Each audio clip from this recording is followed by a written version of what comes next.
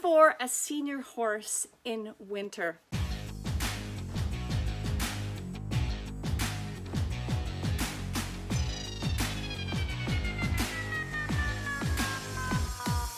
Winter can be a really difficult time for elderly horses. Knowing how to care for them is really critical because that's when everything is the most extreme for them as they try to get through the cold and harsh winter months. We're going to discuss today how to feed an elderly horse in the winter and how to care for the senior horse along with that. Number one, what we need to do is we need to help them conserve heat. They need to get enough food, digestible food, and they need to of course get enough water. And now what we do with Holly, who is the quarter horse mare, who's 31, is we blanket her at night. Okay, so she gets her blanket off in the daytime, and then at night when it's really cold, early morning, the coldest time, is she has her blanket on. And I don't typically blanket horses, but in this case I like to, because it just helps her to stay a bit warmer and not use her precious energy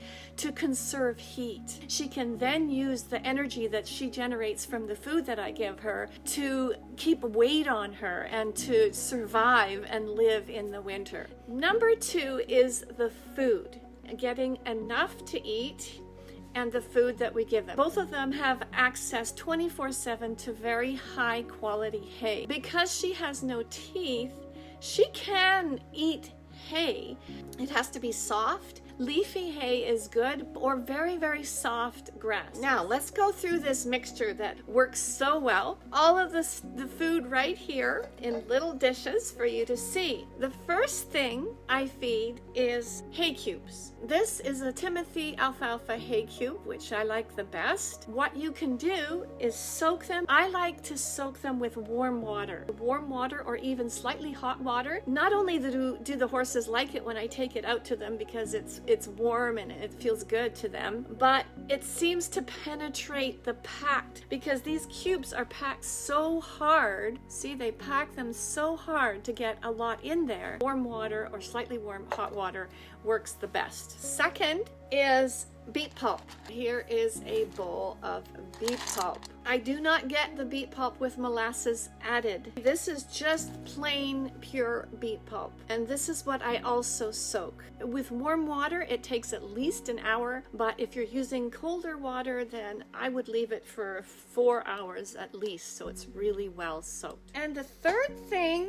that I put in is rolled barley. This is rolled, it's flat, so that is easier for the older horses to eat who don't have teeth. I combine all those three into a large bowl. The proportions are 1 scoop of whatever you're using of the rolled barley, half a scoop of the beet pulp, and two scoops actually of the hay cubes. I put that all in a big bowl, and then we take it out to the horses. Out there I also have pellets as well, extruded feed. I don't really like feeding extruded feed, but in this case with an older horse, it's easier for them to digest. They do still need the roughage, so I like it when they do have access to the hay 24/7. At the barn with the horses, I take this mixture and then I soak the extruded feed. So I don't soak it ahead of time, I just before I'm going to feed it. So that's the formula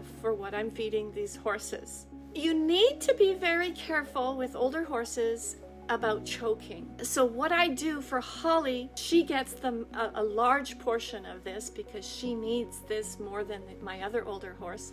I make it almost like a soup, so I'll add enough water so that when she goes to eat it at first, if she's hungry and she's waiting for this, I put enough water in there so that she can't eat it fast. So she will actually slow herself down when she starts to eat, which is a good thing. You want them to eat slowly. So it becomes an actual art, this feeding of our senior horses. And throughout the winter, as the days get colder, as they get more wind, lower temperatures, you need to adjust. So this is a continual evaluation process as you're feeding. And along with that, I have to say that dental is primary importance. For an older horse, it's very important. Make sure that they have their incisors looked after. Make sure that they have full occlusion as much as possible. The third thing I wanted to talk about here also is to make sure that your older horses are happy and comfortable. They need movement. They need a larger area to move in, a space to move in. This is going to keep their bodily functions moving, keep them warm. If they're standing still for long periods of time, which they can tend to do because they're older and they just more tired and a bit lethargic, it's good to have them with other horses as well, so they have friends and the other horses are moving them around, so they have interaction, they have socialization, they have physical movement. These are all important things that are going to keep your older horse happy and keep them comfortable, because it does take more time, it does take more energy, it does take more resources, more finances, more knowledge. It takes more from us to look after an elderly horse. So how are you going to look after yourself so that you can be there? Get really great coaching for yourself. And whether it's with me or with someone else, it doesn't matter. But investing in yourself with great coaching is what's going to really feed you and nurture you so that you can give back to the elderly horses. And when you get help and you get coaching like this, you grow yourself, as I mentioned, as we get to know our elderly horses more. We grow as people. Having support that will help you through that, and having actual effective tools for you and your horse is what's going to help you solve your problems and help you to get huge progress. So if you want that kind of support, we have it. I'll put a link here on the screen for you. It's a link where you can talk with some of us here at my program, and we can help you out. See if this program is for you, if you would like this kind of support. Feel free to share this with anybody who can benefit from it, and I look forward to seeing you next time.